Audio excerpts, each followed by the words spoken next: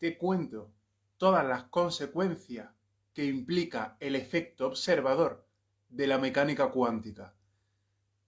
¿Quieres saber cómo funciona este principio? Y lo más importante de todo, ¿quieres saber cómo puedes utilizar este principio a tu favor, para tu propio beneficio? Bueno, pues en ese caso, quédate hasta el final de este vídeo.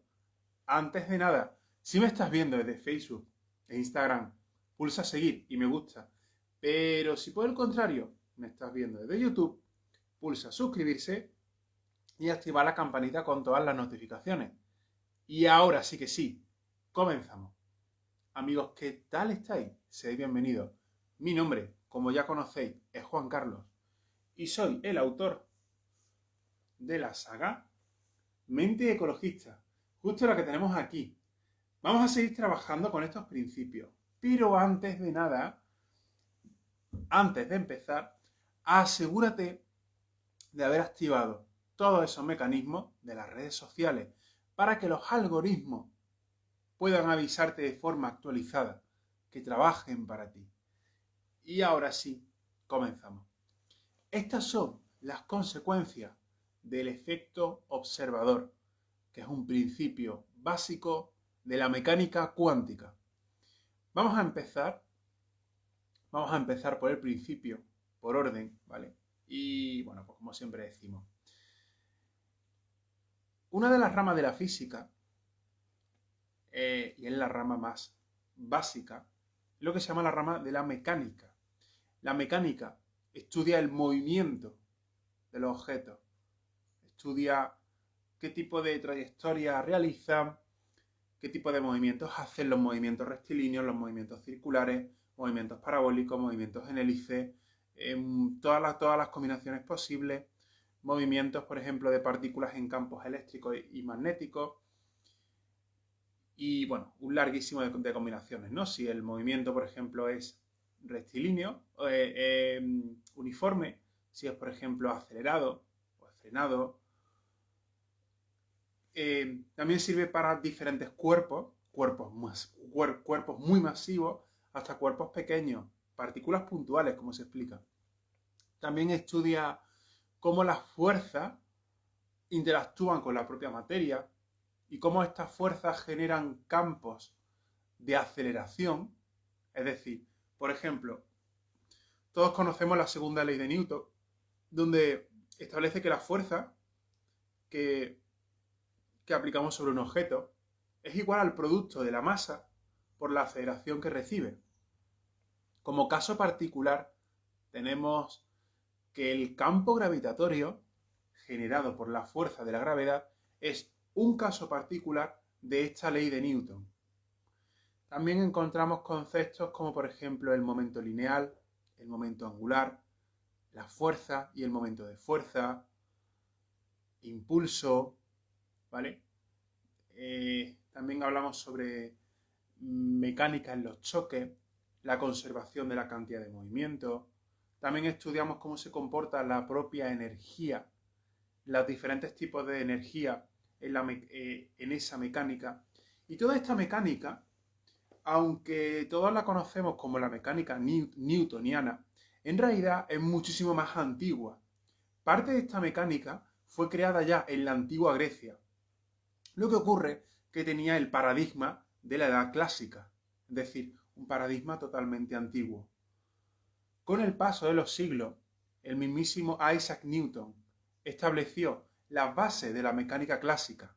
Lo que hoy conocemos como mecánica clásica es justamente lo que Newton desarrolló. Las famosas tres leyes de la dinámica o las tres leyes de Newton son justamente los tres axiomas fundamentales donde se sostiene toda la dinámica clásica. Y todo esto funcionaba durante toda esa época y tal, hasta que a principios del siglo XX, Albert Einstein encontró una nueva forma de explicar toda la mecánica relativista. Es decir, estaba hablando justamente sobre cómo se comporta el espacio, cómo se comporta el tiempo cómo se relacionan ambas dos variables y justamente de ese cruce Albert Einstein propuso la teoría de la relatividad. Esta teoría, referente, por ejemplo, con la mecánica clásica, esta teoría lo que viene a decir es que toda la mecánica clásica que nosotros conocemos desde los antiguos griegos hasta finales del siglo XIX es un tipo de mecánica muy particular, muy característica, pero no lo es todo. Albert Einstein llegó a afirmar en sus teorías de la relatividad que el universo en realidad no tiene 3 dimensiones, sino que tiene 4 dimensiones. ¿Qué quiero decir con esto? Todos conocemos las 3 dimensiones espaciales, ancho, profundo, es decir, ancho, profundo y alto. Y Einstein propuso que la cuarta variable es el tiempo. De la intersección del espacio vectorial, llamado espacio, y del espacio vectorial, llamado tiempo, surge lo que nosotros conocemos como el espacio-tiempo. Son teorías como esta las que empiezan a demostrarnos que las leyes físicas de este universo son mucho más complejas de lo que a priori el ser humano es capaz de imaginarse. Y sí, ¿vale? Puede que parezca algo que no tenga sentido, pero si hay algo que nos ha demostrado la propia física a lo largo de su evolución, es que lo que no tiene sentido, al menos en el mundo de la física, es la forma de pensar, el paradigma de pensar que tiene el ser humano. Y como científico, como físico que soy, más vale abrirse a ese nuevo paradigma, aunque abrirse a ese nuevo paradigma implique tener que romper el paradigma antiguo. Es la única vía que tiene la física de poder avanzar. Y es así realmente. Con lo que, gracias a la teoría de Einstein, empezamos a entender que para la mecánica de nuestro día a día, por ejemplo, esta mecánica se utiliza para los coches, por ejemplo, para cuando una persona va circulando a una velocidad normal, es decir, velocidades bajas, ¿vale? Para un cuerpo de masa normal, por ejemplo, la construcción de una casa, ahí se utilizan las leyes de Newton. Pero cuando estamos hablando de cuerpos masivos, cuerpos que se mueven a la velocidad de la luz, de todo el espacio exterior, como podemos resumir, ahí empiezan a aplicarse una serie de leyes que la mecánica clásica es incapaz de explicar. De hecho, y matemáticamente hablando, las leyes de Newton son un caso muy particular que están dentro de la teoría de la relatividad. Si haces cálculos matemáticos y reduces la velocidad del cuerpo a velocidades muy pequeñas, prácticamente obtienes los mismos resultados. Si estudias un experimento físico por la mecánica clásica o por la mecánica cuántica. Y aunque eso generó un choque dentro del paradigma de la física de principios del siglo XX, y de hecho esto pasó, o sea, Einstein pasó a la historia por ser justamente una persona que se ganó la enemistad de todos sus profesores universitarios matemáticos. Es decir, la mayoría de profesores matemáticos que le daban clase a Einstein decía que estaba loco. Unos 50 años antes, más o menos, de que Einstein desarrollara esta teoría de la relatividad, un matemático, allá por mediados del siglo XIX, desarrolló una estructura matemática que venía a explicar cómo se comportaría un universo de 4 dimensiones. Esa herramienta, cuando esta persona la desarrolló, fue objeto de burla, objeto de crítica, o sea, es decir, hasta sus propios compañeros matemáticos se burlaron de esta persona. ¿Y dónde quedó eso? Eso simplemente quedó en el cajón de la filosofía. Incluso hubo una parte que se atrevió a clasificar de forma muy denigrante este conocimiento como metafísica. No es que la metafísica sea mala, no, sino que el paradigma que tenían esas personas acerca de lo que significa la palabra metafísica significaba eso. Y gracias a Einstein, hoy tenemos grandes avances. Tenemos, por ejemplo, los GPS, tenemos los radares, tenemos, por ejemplo, la información actualizada en todas las redes de Internet, ¿vale? O sea, tenemos auténticas maravillas. Pero aquí la cosa no quedó. Es decir, esto fue más allá. 10, 15 o a lo sumo 20 años como mucho, como muy tarde, después de que Einstein, bueno, 20, más bien 10, 15 años diría, 10, 15 años después de que Einstein sacara la teoría de la relatividad general, donde hablaba justamente de que la materia, el espacio, el tiempo y la energía son variables que se autorregulan entre ellas, ¿vale? Un grupo de científicos más modernos, Einstein, empezó a desarrollar la mecánica cuántica.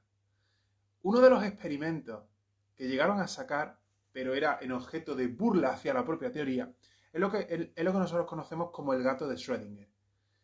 Este experimento lo que viene a decir es que tenemos una caja donde tenemos un gato y un mecanismo. Entonces, todo el experimento está conectado con el objeto de que una pequeña perturbación del sistema puede hacer que el frasco de ese veneno, o sea, el frasco que tiene veneno dentro de la caja, se rompa y entonces mate al gato. Y lo que viene a decir la mecánica cuántica, al menos en la visión, en la visión de ese paradigma del siglo XX, de 1920, 1930 más o menos, lo que viene a decir con todo esto es que el gato puede estar a la vez vivo y muerto. O también, lo que he dicho en otras palabras, el mecanismo del veneno puede haber sido un cero, como en el lenguaje binario. Cero significa que no se ha activado, entonces el gato está vivo. O el lenguaje puede ser 1, es decir, 1 significa que el circuito se ha activado, entonces el gato está muerto. Este experimento lo que venía a demostrarles a estas personas, y todo evidentemente es un experimento mental, o sea, esto nunca se llevó a cabo ni en el laboratorio ni en la vida real, ¿vale? Lo digo por si hay ecologistas radicales que dicen que, estos mataron a... No, esto era simplemente un experimento aquí, creado en la mente. Entonces, este experimento, que era algo tan sencillo, fue objeto de burla de los propios creadores de la mecánica cuántica. Y la mecánica cuántica, aunque inicialmente fue algo como rechazado, es decir, los propios creadores de la cuántica le hicieron bullying a la mecánica cuántica, esa propia rama de la física poco a poco fue empezando a ser tomada en serio. Y aparecieron una serie de principios, el entrelazamiento cuántico, por ejemplo, el colapso de onda, por ejemplo, la teoría del multiverso, que eso es una consecuencia de todo esto, y también, bueno, la teoría de cuerdas también, una teoría muy famosa, y por supuesto, el efecto observador, ¿vale? Todos conocemos el efecto observador.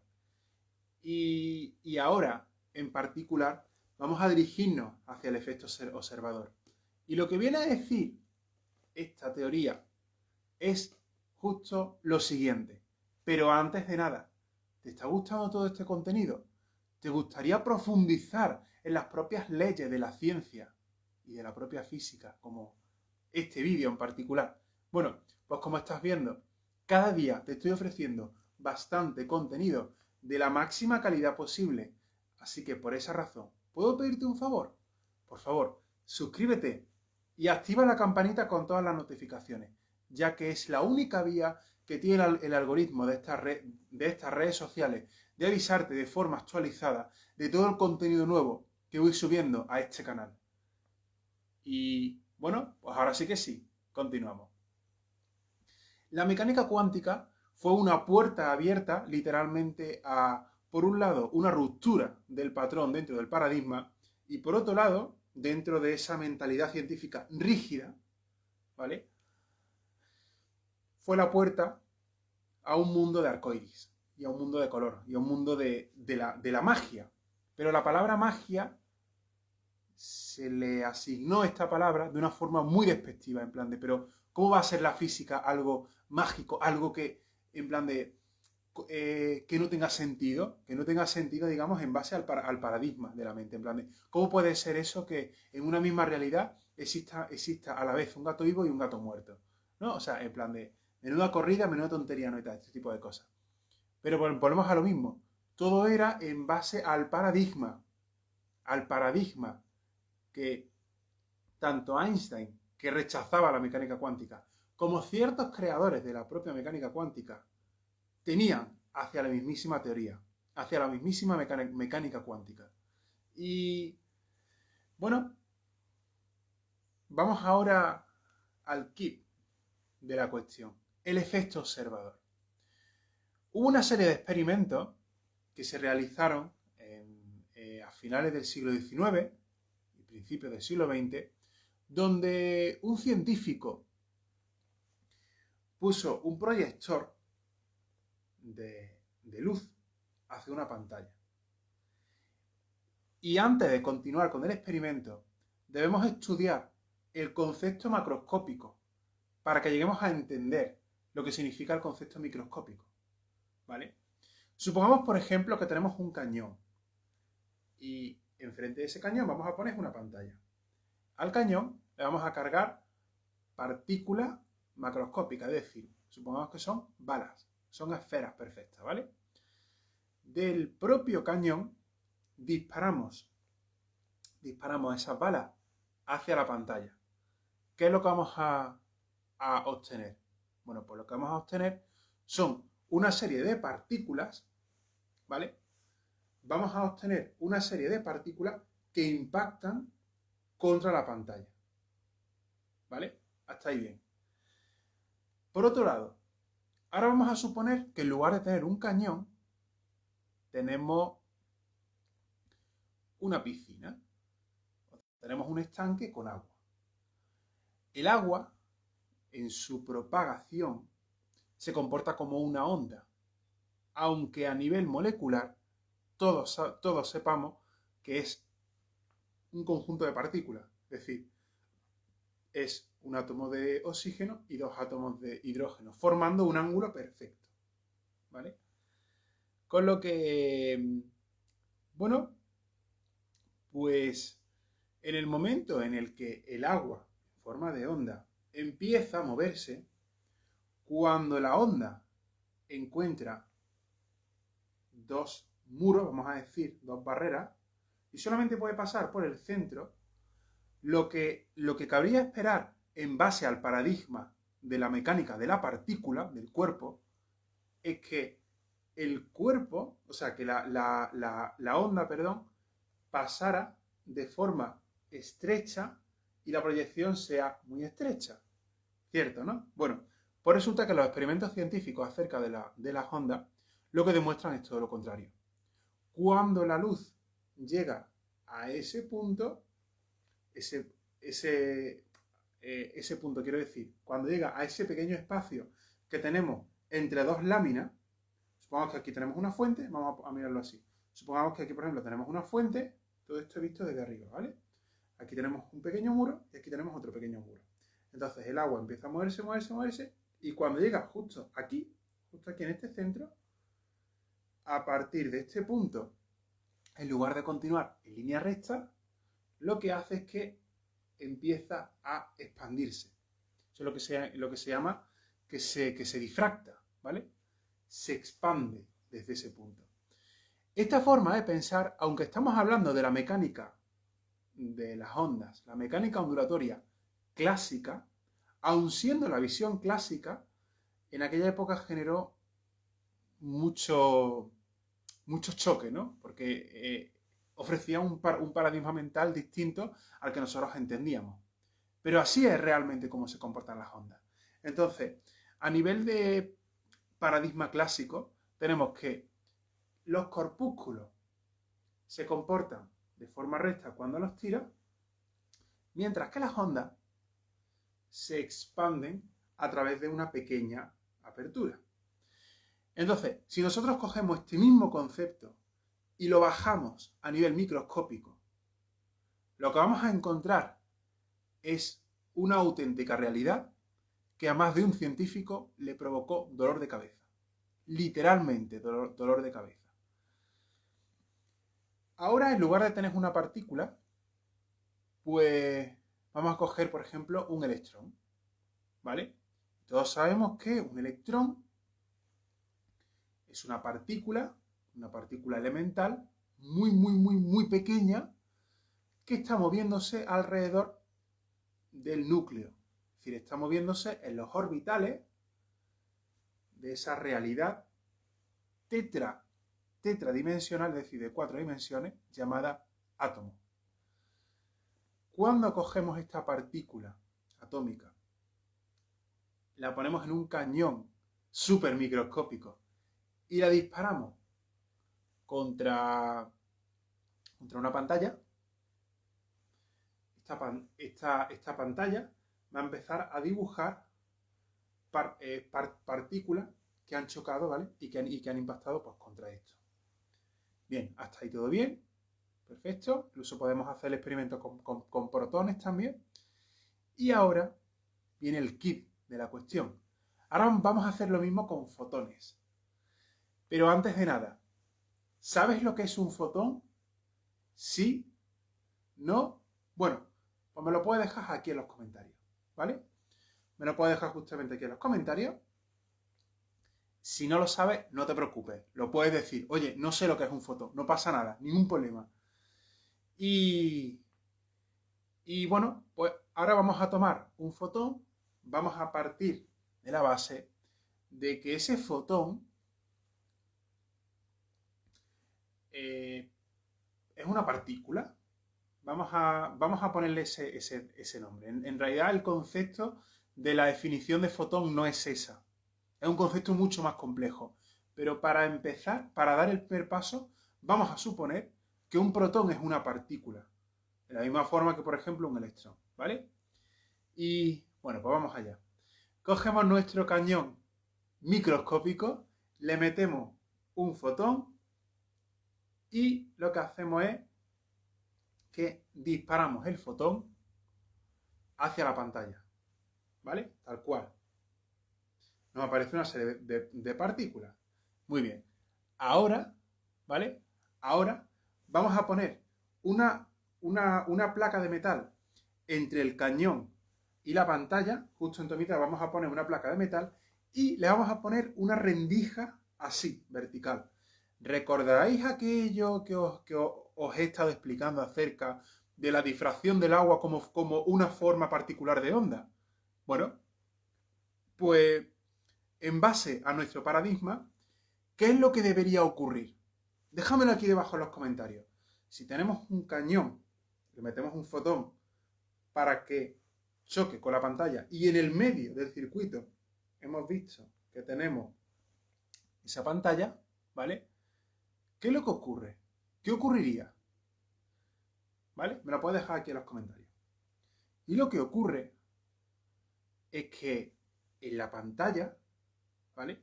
Lo que ocurre exactamente es que en esa pantalla, en lugar de que aparezca una serie de partículas en el hueco de aquellas que atraviesan la lámina, en lugar de aparecer eso, aparece un patrón de interferencia. Y esto fue justamente lo que provocó auténticos dolores de cabeza. ¿Cómo puede ser que una partícula aparezca en una pantalla en forma de onda?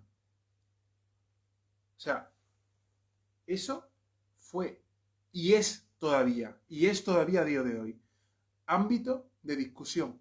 Discusión, no de discusión de te voy a tirar de los pelos y tal tipo de cosas, sino discusión filosófica de por qué una partícula material se comporta en una pantalla con forma de onda. ¿Qué está pasando aquí? ¿Vale? Algo está pasando. Los científicos inicialmente no sabían cómo explicarlo. Pero una cosa clara estaba pasando. En ese experimento estaba ocurriendo una realidad que nadie sabía explicar. Nadie. Entonces, claro, porque lo lógico es que si tú piensas que el fotón es una partícula de la misma forma que lo es, por ejemplo, el electrón, si tienes una pantalla de metal entre el cañón, o sea, una lámina de metal entre el cañón y la pantalla, y solamente una rendija vertical en el centro, lo lógico es que si fueran partículas, si una de esas partículas fuera golpeada contra la parte izquierda o la parte derecha de esa lámina, lo lógico realmente es que impactara contra la lámina y volviera para atrás. Eso sería lo lógico. Pero no que aparezca un patrón. ¿Vale? Los científicos decidieron complicar todavía más el experimento, ¿no? Para ver qué está pasando. Y dijeron, bueno, en lugar de poner una rendija, es decir, en lugar de poner un solo agujero en esa lámina, entre el cañón y la pantalla, vamos a ponerle dos ranuras, dos agujeros, de forma simétrica. O sea, agujeros perfectamente medidos y perfectamente simétricos. Así que quitan la primera lámina y le ponen una segunda lámina. ¿Bien? Y nuevamente volvemos a repetir el experimento. ¿Qué sería lo lógico? Bueno, pues lo lógico sería exactamente que en esa placa, o sea, en esa pantalla, perdón, aparecieran dos líneas de densidad de choques por cada milímetro cuadrado, centímetro cuadrado de la placa. Es decir, nuevamente volvemos a tener el paradigma de que el fotón es una partícula. Entonces, volvemos otra vez a poner en funcionamiento ese cañón y empezamos a disparar y disparar. La lógica, ¿qué es lo que nos diría el paradigma científico? Es decir, y te vuelvo también a proponer esta misma idea. ¿Qué es lo que lo que nuestra propia mente podría predecir acerca de lo que va a pasar? ¿Qué crees que va a pasar? En otras palabras, déjamelo aquí debajo en los comentarios. Esta vez la diferencia es que en lugar de tener una sola ranura, tenemos dos ranuras. Dos ranuras. ¿Qué va a pasar? Bueno, pues nuevamente los científicos volvieron a arrancar ese cañón, ¿vale? Y empezaron a disparar. Y disparar fotones. Disparar fotones. Y otra vez, en la pantalla, volvió a aparecer un patrón de interferencia. Esos patrones de interferencia tenían unos picos de producción máximos, mínimos máximos, mínimos máximos, mínimos máximos, y una forma de impacto de densidad simétrica. ¿Qué significa? Que en los extremos había poca densidad y conforme se iban acercando a la zona donde se encontraban las ranuras, la densidad era máxima. En el primer caso, la densidad máxima era en la zona donde se encontraba el agujero, y en el segundo caso, las densidades máximas eran en aquellas proyecciones de la pantalla donde se encontraban los dos agujeros. ¿Vale? Esto nuevamente volvió a romper el paradigma científico.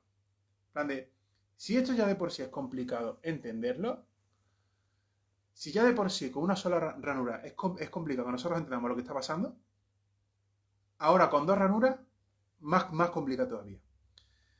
Bien, ¿qué está pasando aquí realmente? O sea, una partícula que se comporta como una onda, pero que sabemos que es una partícula. aquí, o sea, aquí algo falla. O sea, aquí alguna teoría está fallando. Algo se nos está pasando por alto.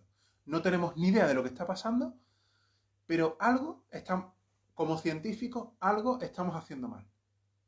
¿Vale? Algo estamos haciendo mal.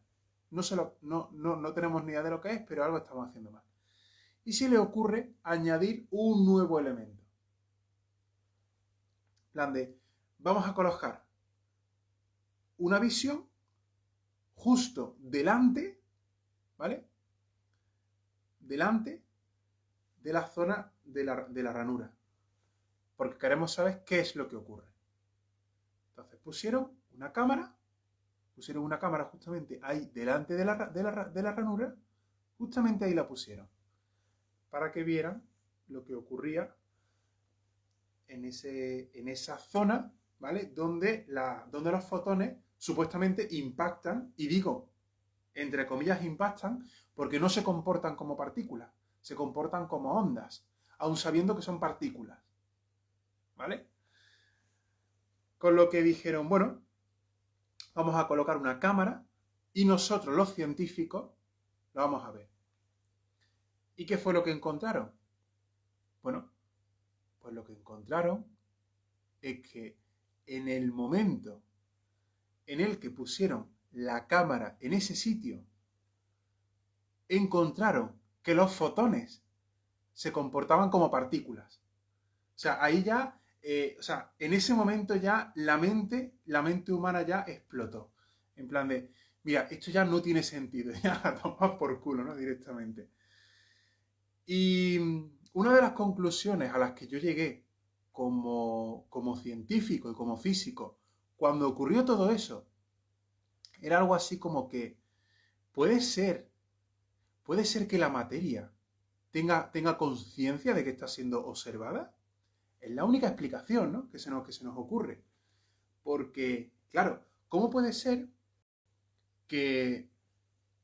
¿Cómo puede ser que una partícula tirada contra una lámina donde hay una serie de huecos o de ranuras, uno o dos ranuras, ¿cómo puede ser que inicialmente se comporte como una onda, pero en el momento en el que nosotros la estamos observando, en ese momento particular, se comporte como una partícula? Entonces, hay una cosa que hemos descubierto. Hay un elemento llamado fotón que en algunos casos se comporta como onda. Perdón.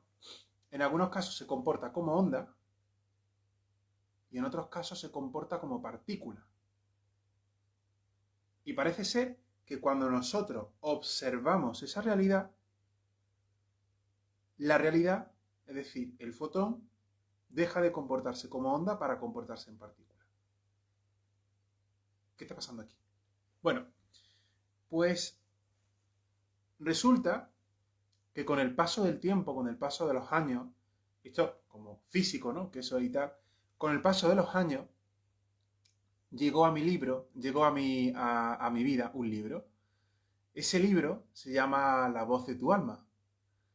Y este libro viene a explicar una serie de principios que ya en el mundo antiguo, estamos hablando de la edad clásica, incluso antes de la propia edad clásica y tal, resulta que hay una serie de escritores que se dedican a hablar sobre estos principios espirituales, lo que los griegos llamaron metafísica, ¿vale?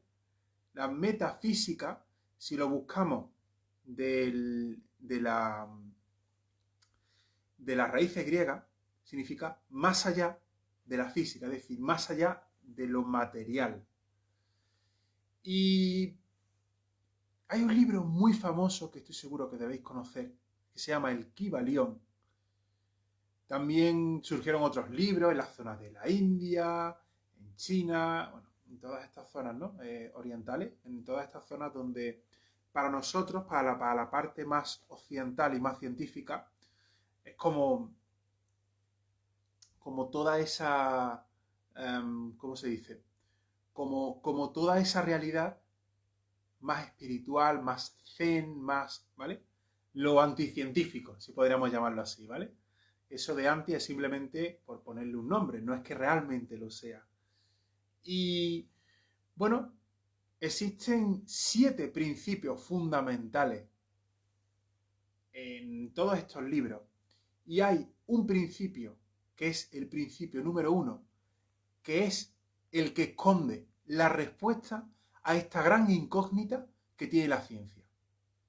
Este principio, llamado principio del mentalismo, viene a decir que lo que piensas se manifiesta, que los pensamientos generan la realidad.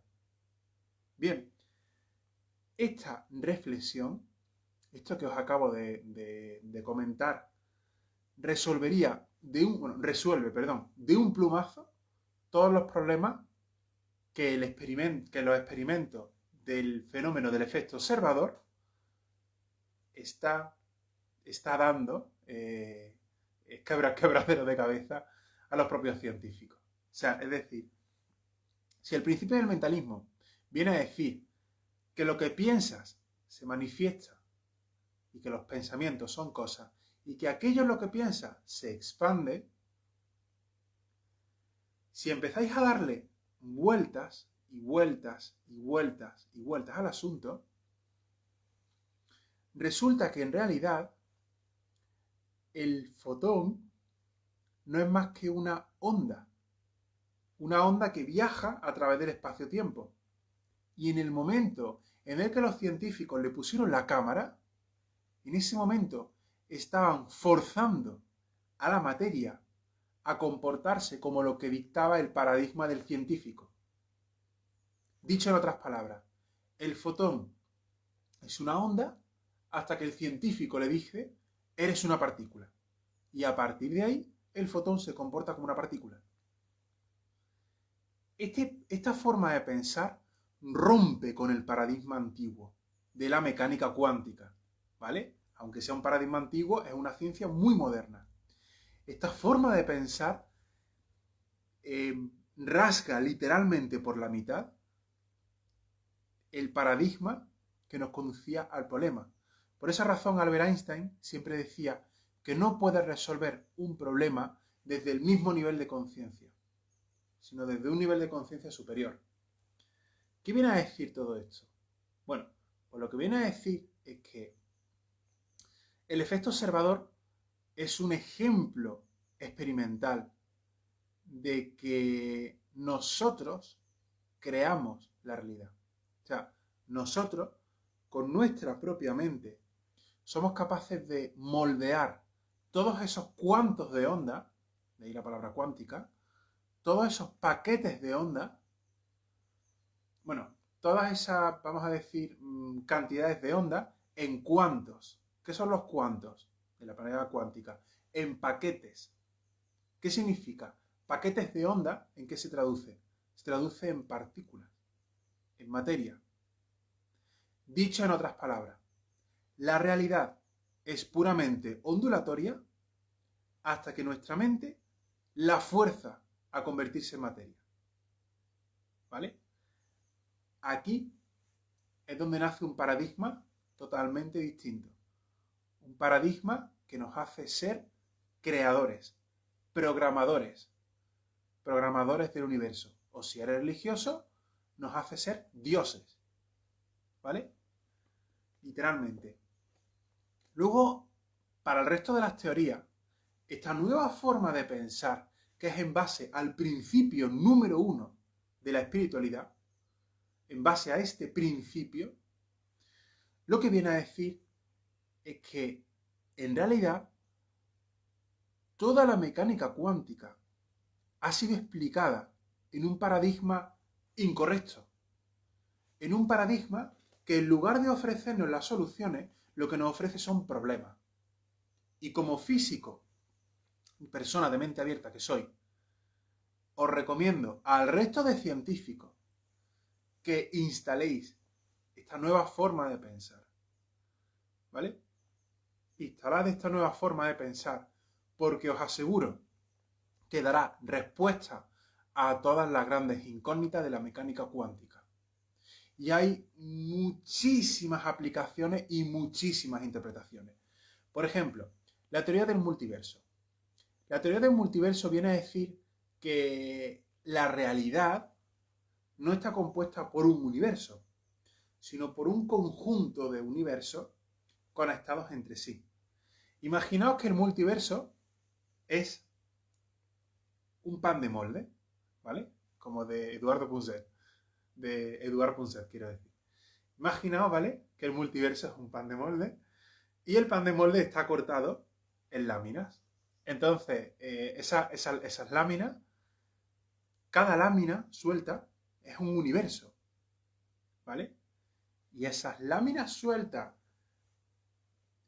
unidas entre sí, es lo que conforman el conjunto de universos, es decir, el multiverso.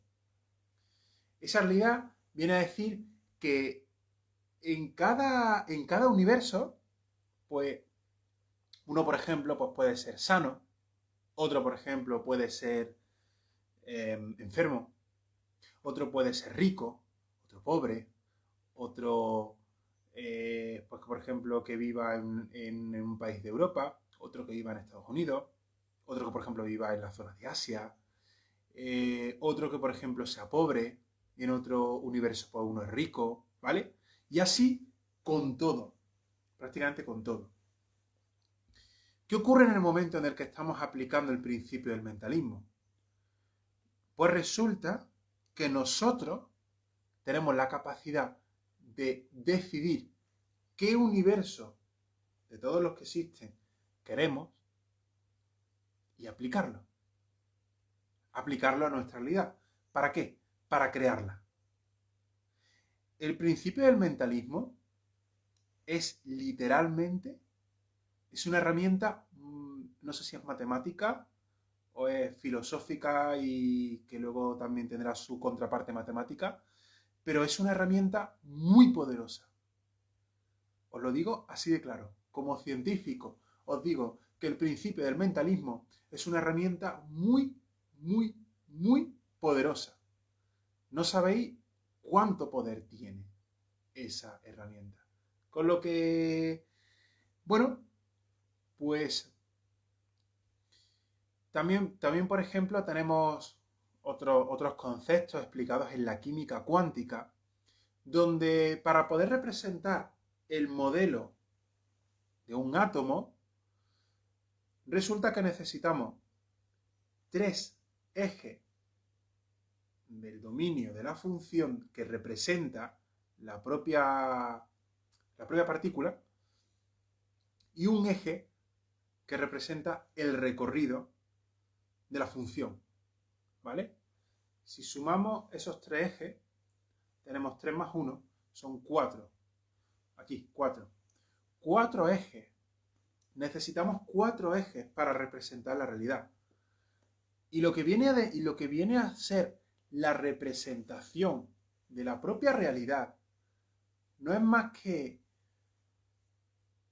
un infinito cálculo de infinitas probabilidades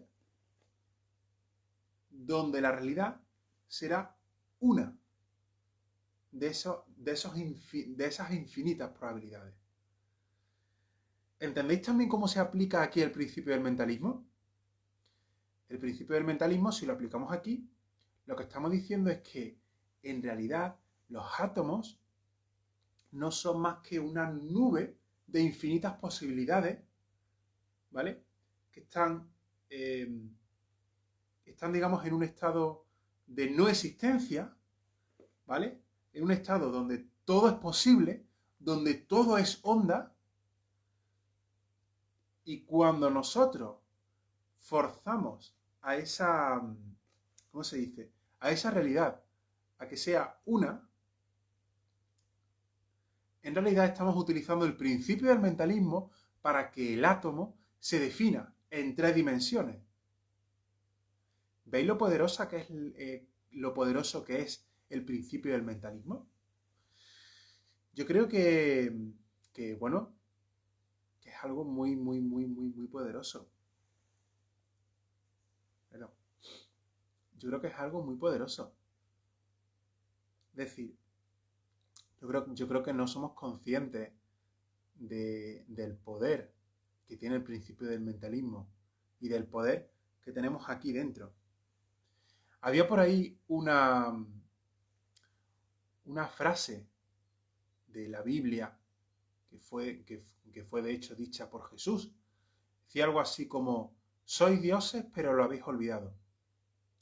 ¿Puede ser que algunas partes de la Biblia escondan algo sobre mecánica cuántica? ¿Puede ser que en realidad Jesús de Nazaret no fuera católico, protestante, ortodoxo, judío, budista, taoísta? ¿Puede ser que simplemente Jesús de Nazaret conociera la mecánica cuántica mejor que los científicos actuales? Bueno, que cada cual saque sus propias conclusiones, está claro.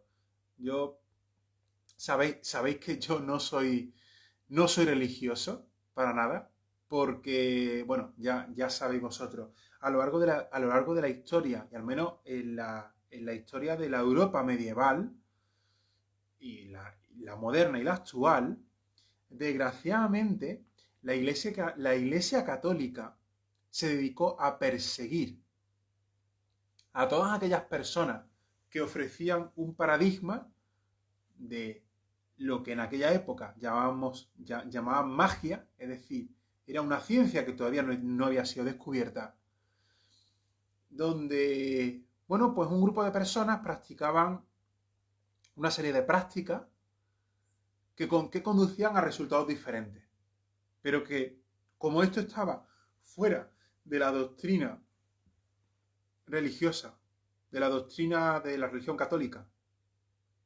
pues resulta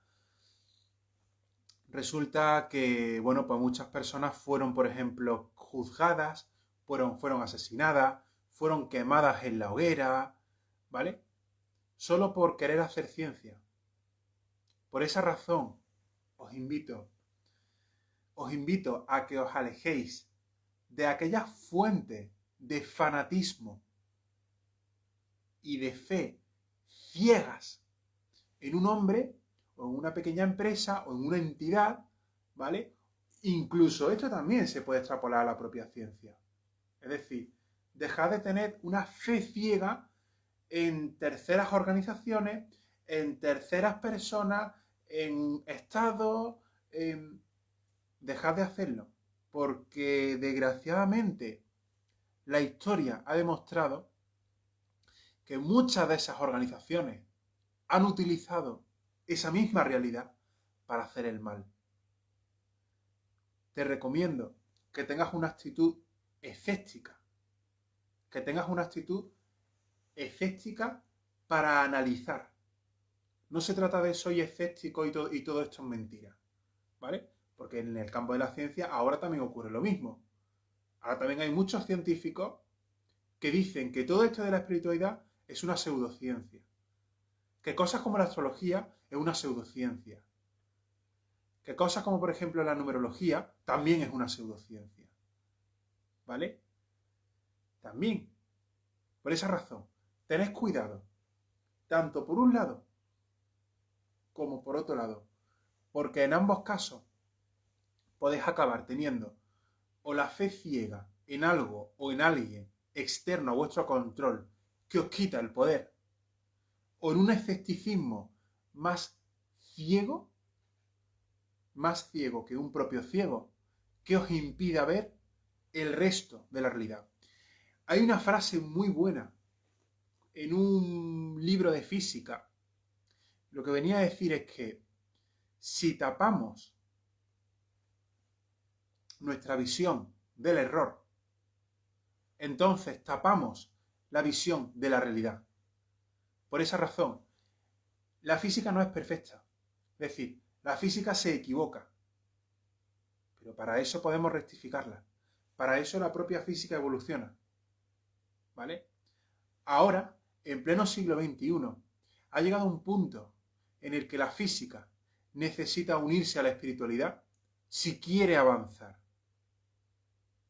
Si tú eres un científico escéptico que dices que la espiritualidad es vendehumo y que solamente está ahí para comerte la cabeza y tal, perfecto. O sea, te respeto. Pero desde esa actitud, lo único que vas a conseguir es bloquearte y no avanzar. Soy físico y estudié espiritualidad. Empecé a estudiar espiritualidad desde hace 2 años. Y te aseguro que la espiritualidad trata más sobre el efecto observador de la propia mecánica cuántica, más que de herramientas que dice la gente ignorante, que si sirve para adivinarte el futuro, ni mierda, ni tonterías de esas y tal. ¿Vale? La espiritualidad es una herramienta, es como una llave inglesa o como un cargador de móvil. No te resuelve la vida, pero te hace una función, te hace una labor, una tarea. Esa tarea la tenés que hacer tú, está claro, evidentemente. Para aquellos que penséis, por ejemplo, estas personas que relacionan la astrología con las cartas te van a decir todo el futuro. Falso, totalmente falso. Para aquellas personas que penséis que la astrología es un método para adivinarte todo lo que te va a pasar en el futuro, si eres científico, te darás cuenta de que eso no es así. De que si Albert Einstein, como decía, vivimos en un universo de 4 dimensiones y la mecánica cuántica va más allá, diciendo que no hay 4 dimensiones, sino que como mínimo hay 4 dimensiones. Pueden existir a lo mejor 5, 7, 11, 20 dimensiones, 28, 30, 40 dimensiones. O sea, puede existir de todo. Incluso también pueden existir los ángeles. O sea, la física está todavía en pañales. Estamos avanzando mucho, está claro. Pero todavía la física está en pañales. Querer utilizar eso para decir que la física no sirve, o querer utilizar eso para decir que la espiritualidad no sirve, o querer incluso utilizar esto para separar entre científicos y espirituales, en la misma filosofía que utiliza la política para separar rojo de azules, izquierda de derecha, en la misma filosofía que utiliza las religiones para separar católicos de judíos, ortodoxos contra protestantes, o sea, todo, ¿no? Judíos contra tibetanos, no sé qué y tal. Son las mismas herramientas. Señores, que no os engañen. Que no os engañen. Que no os utilicen y os manipulen para disgregaros, para separaros en o esto, o A o B. Científicos y espirituales podemos convivir y necesitamos convivir por el bien de la ciencia. Necesitamos de su conocimiento. Así que nada más, señores, muchísimas gracias a todos vosotros. Hoy ha sido un vídeo muy largo, muy extenso, pero bueno, pues esto era algo que os quería compartir de hace muchísimo tiempo. Sé y soy consciente de que incluso habiendo explicado todo esto, soy consciente de que no a todo el mundo le va a gustar esta realidad. Pero una de las cosas que perseguimos en ciencia es buscar la realidad, no hacer que la realidad nos guste. Hay una frase muy buena que dice que un científico no es alguien que le dice a la realidad cómo tiene que comportarse. Un científico es alguien que estudia cómo se comporta la realidad, independientemente de su paradigma mental. ¿Vale? Y nada más, señores, espero que os haya ayudado, espero que os haya servido todo esto, espero que, bueno, pues que con este conocimiento podáis hasta incluso evolucionar, poder ir a mejor, ¿vale? Espero que, bueno, pues que todo eso, que os haya servido.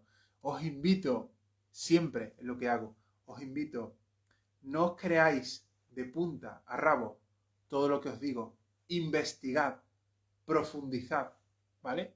cada vez más. Lo que sí os digo, y una cosa está clara, yo como científico he utilizado estos principios. Más adelante, en este canal de YouTube, cuando hayamos alcanzado nuevas metas, nuevos logros y tal, ¿vale? Os contaré a fondo y a detalle cómo la espiritualidad aplicada a través de la mecánica cuántica cambió mi vida para siempre. Pero eso ya será asunto de otro vídeo. Una cosa sí que os digo. Mejoró mi vida. No eso, sino yo mejoré mi propia vida. Y os digo, tenéis la capacidad de curar cualquier problema que tengáis. Tenéis la capacidad, ¿vale? Solamente que hay que hacer un esfuerzo muy gordo, muy profundo. Pero tenéis la capacidad. El efecto observador dice que tenemos la capacidad de crear la vida que nos dé literalmente la gana. Sin ningún tipo de límites ni de tapujos, ¿vale? Así que nada más, señores, muchísimas gracias a todos vosotros. También, recordad, si me estáis viendo desde Facebook e Instagram, pulsar seguir y me gusta. Si por el contrario, me estáis viendo desde YouTube, pulsar suscribirse y activar la campanita con todas las notificaciones. También, recordad que el asunto medioambiental, y aquí es donde nombro esto, el asunto de crear un nuevo paradigma mental acerca del comportamiento del medio ambiente, y aquí incluyo la mecánica cuántica. Esto no es asunto de una, de 5 o 10 personas. No. Esto es asunto de toda la humanidad. ¿Te ha gustado todo esto? Bueno, pues, ¿sabes lo que ocurriría si alguien cogiera todos los libros de ciencia y les cambiase el paradigma en base al efecto observador? Bueno, pues que el resultado serían libros como Mente Ecologista. Los resultados serían libros como estos. Si todo esto te ha gustado, aquí vas a tener muchísimas más sorpresas de las que tú te piensas realmente. Bueno, para adquirirlo es muy fácil. Justamente aquí debajo te voy a dejar un enlace para que lo puedas adquirir, ¿vale? Recuerda que tienes que pulsar en el enlace, seguir todos los pasos, y una vez que lo hayas adquirido, yo me encargo personalmente de enviarte Mente Ecologista a la mismísima puerta de tu casa. Fíjate, proceso fácil, es rápido y encima es cómodo. Puedes hacerlo tumbado desde tu propia cama, ¿vale? Lo puedes hacer así realmente. Es decir, es todo muy sencillo. Y encima vas a conocer un nuevo paradigma mental acerca de cómo se comporta el medio ambiente y cómo puedes reducir tu propio impacto medioambiental. Como ves, son todo ventajas. Aparte de esto, siempre digo que tenéis que estudiar, tenéis que aprender y en último lugar, aplicar el conocimiento correcto. Tenemos que ser teóricos al principio para después ser prácticos, ¿vale? No quedarnos solos en la teoría, porque si no, no tendríamos resultados, no tendríamos respuestas. Nada más, señores, recordad también, cuidaos mucho y cuidad el bioma al que pertenecéis. Lo más importante, cuidad vuestro paradigma, ya que vuestro paradigma es la base para cualquier realidad. Porque, recordadlo, la realidad se crea en la onda. Y el pensamiento es una onda. El pensamiento surge de aquí.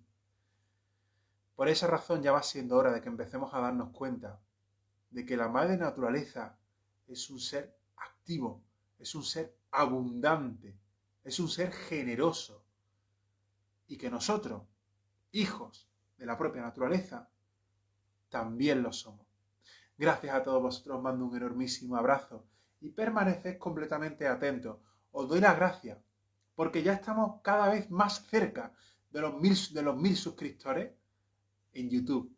Gracias. Y si todavía no te has suscrito, te invito a que lo hagas. Os mando un enormísimo abrazo y nos vemos en el próximo vídeo. Adiós.